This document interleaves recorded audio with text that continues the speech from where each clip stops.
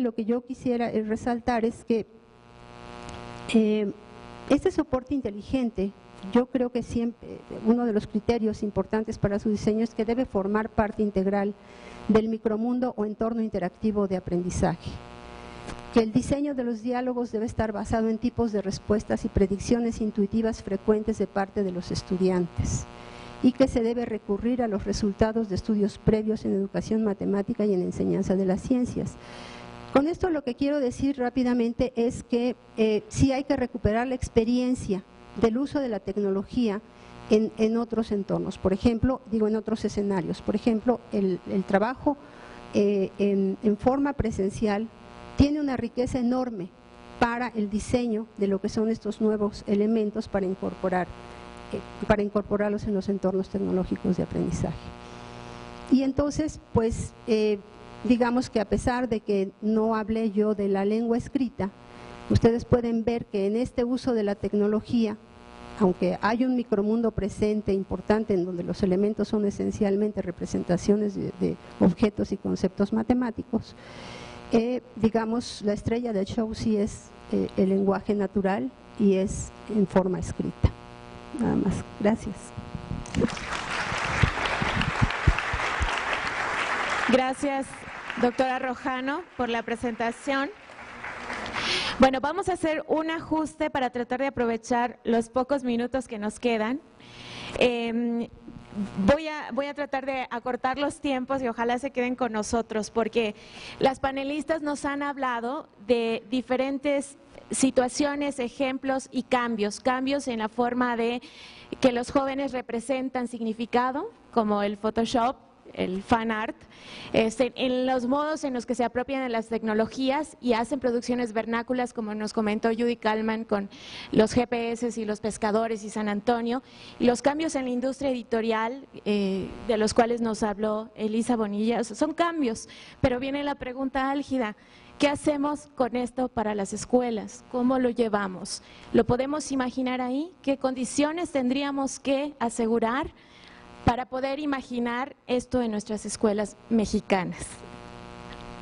Vamos a hacer una breve ronda. Yo les pediría que hicieran un comentario al menos sobre esto para poder ir cerrando la sesión. Desafortunadamente no tenemos tanto tiempo.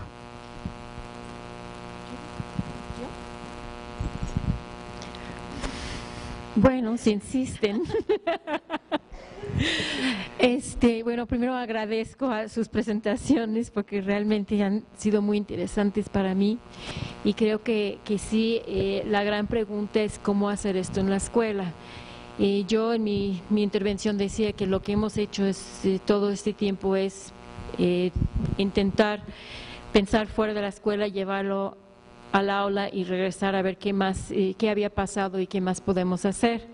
La pregunta es cómo generalizar, porque bueno, tenemos aquí, Tere tiene micromundos tecnológicos donde hacen cosas con figuras y demás, pero nosotros tenemos un microgrupo porque nuestros grupos de profesores que han sido de varios niveles, pues han sido de… El más grande en algún momento fue de 12, ahorita el grupo de trabajo es de 6. Y eso es muy cómodo y es muy rico y es muy profundo, pero nuestra gran pregunta es ¿y cómo aumentamos la escala? Yo creo que sí, todo lo que hemos visto aquí, hay cosas, tiene lugar en la escuela, pero no creo que es ni un camino directo ni un camino fácil. Y entonces hace falta construir caminos de transición por donde pueden andar los profesores y lo que hemos aprendido nosotros es que toma tiempo para apropiarse de la tecnología y luego toma tiempo para pensarlo, para hacerlo en la escuela y luego toma tiempo con los alumnos. Y uno de nuestros hallazgos con los profesores es que para profundizar en contenidos y temáticas y problemáticas y demás, toma tiempo. Y entonces hay que pensar en cómo leer un currículum tan cargado de contenidos fragmentados como el que tenemos de otra manera. Entonces eso sería uno. Y lo otro es que hay que buscar la forma en que, y yo creo que ha sido de los resultados más ricos, de cómo los profesores pueden entre ellos colaborar y ayudarse y intercambiar ideas para ver cómo funciona esto en el aula. Ahora, institucionalmente tenemos muchos problemas para entrar al aula de medios, muchos problemas que las máquinas funcionan, muchos problemas de que realmente la distribución de los tiempos entre los profesores sea equitativa, que el problema de que todas las computadoras están concentrados en el aula de medios y no, Michelle siempre me dice lo que necesitamos es un carrito de laptops, que vaya de aula en aula, que si quien necesite recursos de iPads y demás, ¿no? De todo tipo de… Entonces, yo diría que sí, pienso que la situación de ciencias y matemáticas es distinto a las ciencias sociales y español. Yo a Tere Rojano siempre he dicho que para ella es 2000, ahora estamos en 2011, pues para mí es 2001, porque yo voy 10 años atrás de ella. Y 2021 cuando vas a llegar. Y de hecho, muchos de mis primeros acercamientos a la tecnología se lo debo a Tere, porque ella fue quien me empezó a hacer pensar en cómo entendemos, cuál es el poder de un medio dinámico, ¿no? Que permite que un alumno este juego que hizo, hay otros mapas, por ejemplo, de un alumno que hizo que en lugar de que todo cruzara el Atlántico, hizo que algo saliera por el otro lado, cruzara enfrente de Australia, saludó a Michelle y regresó y llegó por el Pacífico, pero entonces uno ve otro conocimiento del alumno. Entonces, de que puede llegar a la escuela, sí, de que hace mucho falta trabajo y voluntad política que llegue, también. Y la otra es el asunto de que el problema no está únicamente en los equipos, es una parte, pero más bien está en una distribución de prácticas sociales de este tipo. Perdón, para aprovechar el tiempo, si alguien tiene una pregunta, hay tarjetitas, procuren escribir sus correos electrónicos también, por favor. A ver, yo le voy a devolver un poquito la pregunta a Michelle, porque creo que a mí me parece que hay muchas aristas de esta pregunta. Una son los maestros, ¿no? Otra son los alumnos. Yo creo que los alumnos no tienen absolutamente ningún problema de enfrentarse a nada de lo que hemos visto hoy aquí, por el contrario. Yo tengo un hijo de 12 años que la única clase en la que se aburre amargamente es en la de computación, porque le enseñan a usar Word, ¿no? Y entonces verdaderamente le parece que no sirve para nada, ¿no? Porque los niños, como ya nos enseñó Michelle, tienen una capacidad y un conocimiento de estas tecnologías mucho más avanzadas que los maestros. Entonces, bueno, mi pregunta para Michelle es, ¿cuándo crees que los photoshoperos llegarán a ser maestros? Porque yo creo que en ese momento sí vamos a tener realmente una revolución. O sea, cuando ellos estén en el salón de clases y tengan esa flexibilidad de uso de la tecnología, estamos en una situación distinta. Hoy tenemos en México, me parece que la edad promedio de los maestros es 45 o 47, la última vez que chequé, y pues ya son incluso más jóvenes que yo, pero somos de otra generación y por lo visto no tenemos esa misma flexibilidad y ese mismo conocimiento. Yo diría que esa es una parte. Otra parte tiene que ver con la infraestructura. Ciertamente todavía, a pesar de que se ha abaratado mucho, por lo visto sigue habiendo resistencia, incluso en las escuelas privadas, no solamente en las públicas, en tener esta inversión. Tenemos severos problemas de conectividad. Muchas de las cosas que hemos visto aquí, si están en la nube, para poderlas accesar desde un grupo de 45 niños o de 30 o de 25, no solamente si es en un aula multimedia, se vuelve muy complejo, porque la tendencia es a poner a las cosas en la nube, no a tenerlas en un disco duro. Entonces hay varias aristas. La última, que sería la que más me toca a mí, es el punto de vista comercial. Yo creo que las editoriales estamos absolutamente encantadas de poder tener micromundos con diálogos como los que nos enseñó Tere. El tema del asunto es como con cualquier otro libro, o sea, qué inversión hay que hacer y cuántos libros vamos a vender de estos de manera tal que podamos realmente recuperar esa inversión en cuánto tiempo. Y aquí yo siempre tengo la preocupación de que el resto de la tecnología a la que tienen acceso los jóvenes va tanto más rápido que nosotros en la educación siempre hemos sido más conservadores aunque no queramos aceptarlo, la escuela es una institución que va bastante más atrás y tarda mucho en reaccionar a todas las novedades, digamos. Ya lo dijo Michelle, su incorporación es tardía en las escuelas. Entonces, pues desde el punto de vista editorial nos va a encantar, pero tengo la sensación de que vamos a empezar mucho más pronto con lo que llamamos libros de consumo, que son lo que compraríamos normalmente en las librerías como novelas, etcétera, otros libros como los que les mostré, que libros de texto, aunque ya estamos haciendo pininos, pero no necesariamente convencidos de que son materiales que van a tener una adquisición tan rápida como quisiéramos. Nomás quiero poner algo sobre la mesa muy rápido, que hace como un año salió una noticia que en la India han inventado un dispositivo muy parecido al iPad y que están buscando con quién asociarse porque piensan que puede tener un valor comercial de $35. Y el momento que exista algo así, yo me acuerdo de esas fotografías de finales del siglo XIX y inicios del siglo XX de todos los niños en las escuelas con sus tablitas de GIS y pizarroncito, ¿no? ¿Y en qué momento va a ser el niño con su tableta, ¿no?, que le permita hacer una serie de cosas? Solo un paréntesis ahí. Mi paréntesis sería, la diferencia es que el niño escribía y el contenido lo hacía él. Aquí la inversión fuerte es que en una tableta, aunque cueste $35, hay que poner contenido. Y la inversión en desarrollo de contenido, o sea, hay que pensar, creo que en este momento está mucho más el reto en el software, en el contenido, que en los dispositivos. Y además los dispositivos, hay industrias muy fuertes con inversiones muy fuertes que están desarrollando. El tema es el contenido. Ya lo voy a contestar. Solo un comentario muy breve. En respuesta a las preguntas de comentarios de Elisa. Y en respuesta a preguntas a mí que yo oí muchas veces después de las presentaciones o después de alguien leer mi trabajo con Colin Lancashire para mí, la cosa más importante para los educadores es entender las prácticas, entender las destrezas que los jóvenes están desarrollando en sus casas, en los cafés de cibercafés o en sus celulares más y más.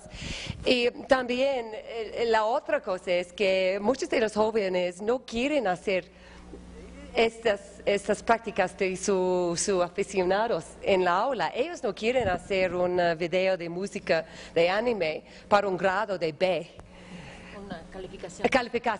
Una calificación de B o C o para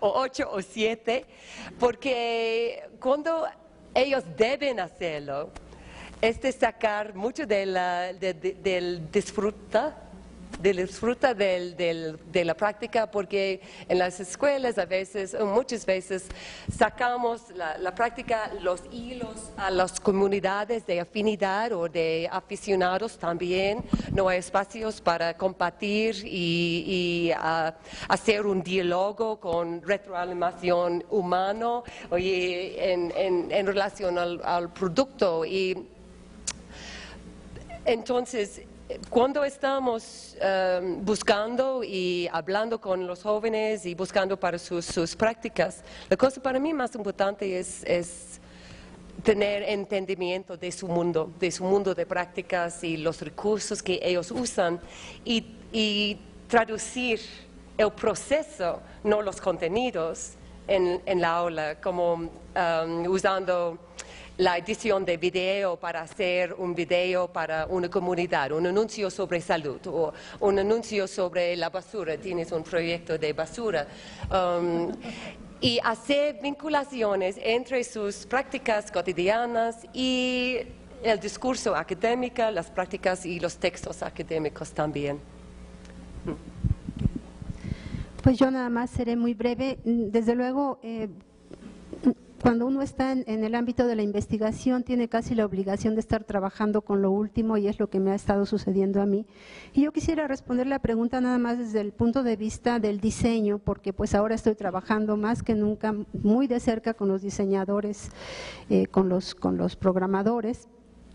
Y entonces creo que desde nuestra, bueno, considerando que el maestro es aún todavía el vehículo por excelencia para poder cambiar la cultura escolar hacia, digamos, la incorporación de las tecnologías digitales en la escuela, pues creo que el compromiso que nosotros tenemos es de hacer las herramientas con un uso cada vez más expedito.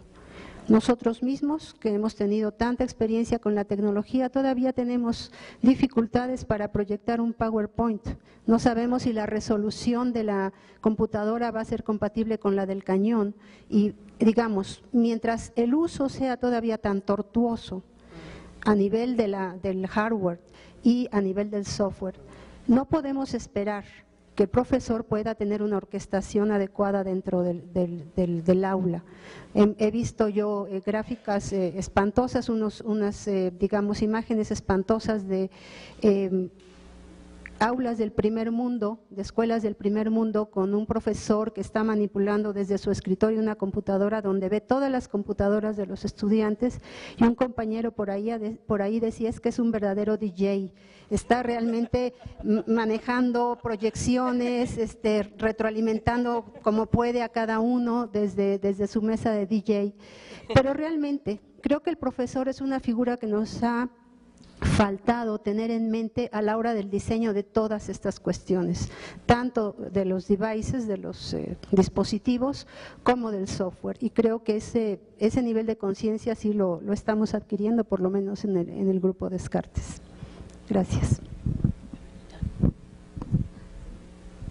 Bueno, me toca un lugar muy difícil porque yo sé que es muy tarde, que voy a tratar de ponerles un límite, aunque no me gusta mucho eso, pero hemos recibido preguntas de ustedes y he tratado de agruparlas en 3 grandes líneas. Hay algunas preguntas muy específicas que he dirigido a las ponentes, y bueno, si hay alguna consulta más, por favor escríbanla con correo electrónico. Hay como 3 grandes líneas, ¿no? Una es un llamado, bueno, 4. Un llamado a esta necesidad de formar comunidad entre profesores, investigadores, industria editorial, que nos hace un comentario que nos hace un compañero. Hay otra gran línea centrada en si todo tiene que ser llevado a la escuela, qué tipo de propuestas son viables para incorporar las tecnologías al currículum mexicano en diferentes tipos de escuelas. También nos piden comentar algo sobre habilidades digitales para todos. Esa es la otra gran línea. Hay una preocupación más acerca de la industria editorial sobre qué pasa con derechos de autor, si el libro digital va a sustituir al libro impreso, si son amenaza u oportunidad. Y hay una tercera, bueno, también hay una preocupación sobre cuánto tiempo nos llevaría a llevar propuestas como la de los diálogos inteligentes a la práctica. Y hay una tercera sobre cómo diferenciar estos, escribir con imágenes de procesos de expresión gráfica. Y en educación especial. Bueno, es de manera muy sintética lo que expresa las preocupaciones del público. Y felicitaciones también. Si alguien quiere hacer comentarios integradores. A ver, me preguntaron sobre derechos de autor y si se va a acabar el libro en papel. El libro en papel no se va a acabar, el cine no terminó con el teatro, ni el video, la televisión con el cine. O sea, por poner un ejemplo, yo creo que lo que no sabemos es si se van a publicar en 10 o 20 años más libros en papel que digitales. Hay ciertas preguntas que son imposibles de responder en este momento. Yo creo que los libros informativos, sobre todo los libros de consulta, los libros como los diccionarios, etcétera, cada vez más tienden a lo digital porque son necesarios de estarse actualizando mucho más rápidamente y la forma de consulta hace mucho más sentido que sean digitales que otros. Eso respecto si se acaba el tema. El asunto de los derechos de autor es una cosa muy, muy larga, pero sí creo que es muy importante en el momento digamos, a poquito después de Gutenberg y con la imprenta, surgió todo un movimiento también de la defensa de la propiedad intelectual, y en el momento en que la propiedad intelectual desaparezca, es decir, que los autores no cobren nada por producir, pues no van a tener cómo producir, no van a poder vivir de lo que producen, ¿no? Y es absolutamente indispensable respetar la propiedad intelectual si queremos que la cultura sobreviva, ¿no? Y en los derechos de lo digital, pues hay todo un formato justamente para preservar estos derechos y para encriptar la información en los libros de manera que, pues, hasta donde sea posible no se hackee. Pero yo creo que es un tema mucho más cultural, el de la defensa del derecho de autor, que finalmente un tema tecnológico de encriptación. Sí, respecto a la pregunta de cuánto tiempo llevaría poder poner los diálogos inteligentes en las escuelas, bueno, me gustaría más bien responder la pregunta en términos de la vialidad. Yo creo que sí es viable, es una hipótesis que tenemos desde el diseño, pero digamos que para ser más rigurosos, pues yo tendría que esperar a la experimentación, y la experimentación inicia, del diálogo en el aula inicia, y a distancia inicia el próximo año. Entonces, claro, la hipótesis es de que sí se va a poder llevar al aula, sobre todo porque desde el diseño está pensado que pueda haber modos de uso en los cuales el profesor pueda realmente apoyarse en los diálogos inteligentes para poder retroalimentar, darle batería a todo lo que está sucediendo en la clase cuando se pone a los estudiantes a trabajar en una actividad determinada de modelación. Probablemente el obstáculo fuerte es el que decía yo, todavía tenemos muy compartimentalizado el currículum de la secundaria y de la preparatoria, y entonces a veces es difícil implementar esto dentro de las clases regulares, pero por lo demás creo que es viable. Bueno, yo quiero retomar uno de los comentarios, y si todo lo que hay fuera de la escuela debe de llegar a ella, y el asunto de los jóvenes y la tecnología. Y en parte voy a hablar, les voy a comentar algunas de nuestras conversaciones. He tenido el privilegio de pasar toda la semana dialogando con Michelle y realmente hemos hablado muchísimo.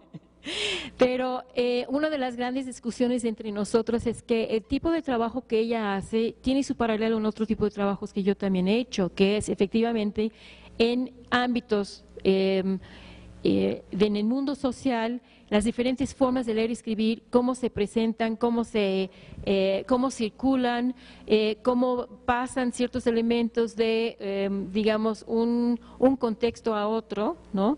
Y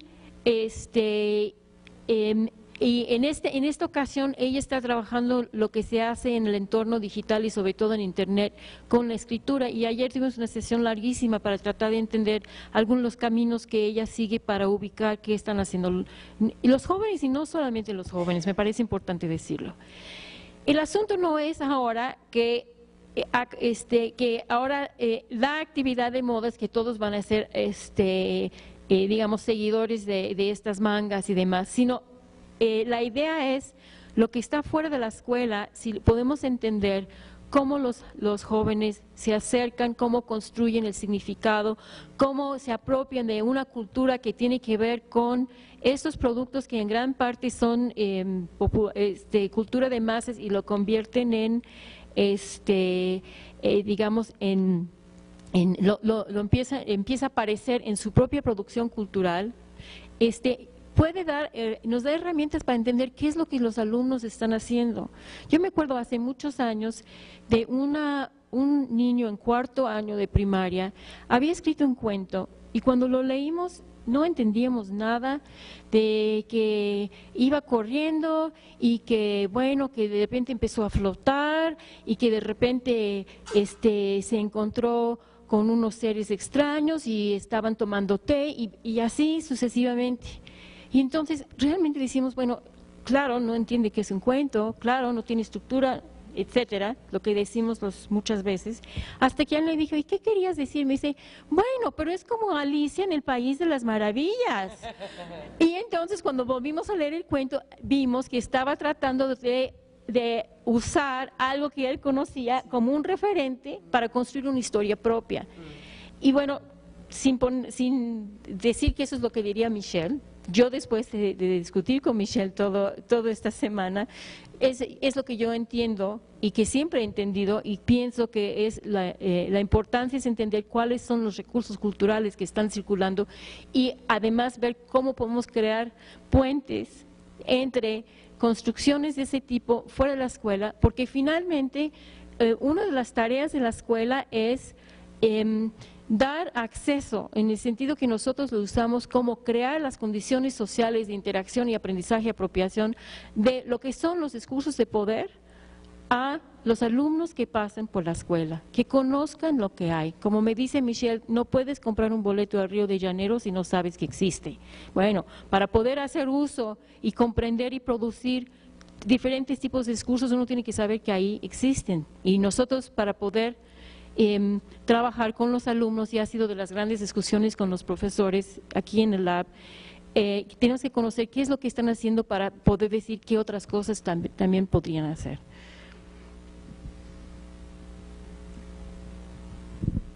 Bien, pues muchas gracias a ustedes cuatro, a ustedes también.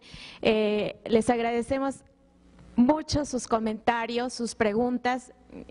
Desafortunadamente no pudimos dar respuesta individual, pero dos avisos parroquiales. Uno es que aquellos que no se registraron, por favor lo hagan. Y el otro es aquellas personas que tengan dudas, comentarios, dudas sobre bibliografía, consulten la página del CIMBESTAB, ahí está la página del Laboratorio de Educación, Tecnología y Sociedad. Hay un correo al cual nos pueden escribir, que me parece que también viene en algún separador que les dieron. Y bueno, creo que nos vamos como con muchas ideas sobre las tecnologías. Creo que todo cambio es gradual, no puede haber revolución tecnológica solamente por la presencia de las máquinas, y tenemos que reconocer el contexto o las prácticas sociales de los jóvenes. Sí, por favor les recomendamos mucho que se registren, y de nuevo se registren en la entrada, en las listas, porque queremos enviarles un correo electrónico. Entonces, por eso es importante que nos dejen sus datos. Les agradecemos mucho, que tengan muy buena noche y bueno, muchas gracias. Oaxaca, muchas gracias, nos despedimos de ustedes.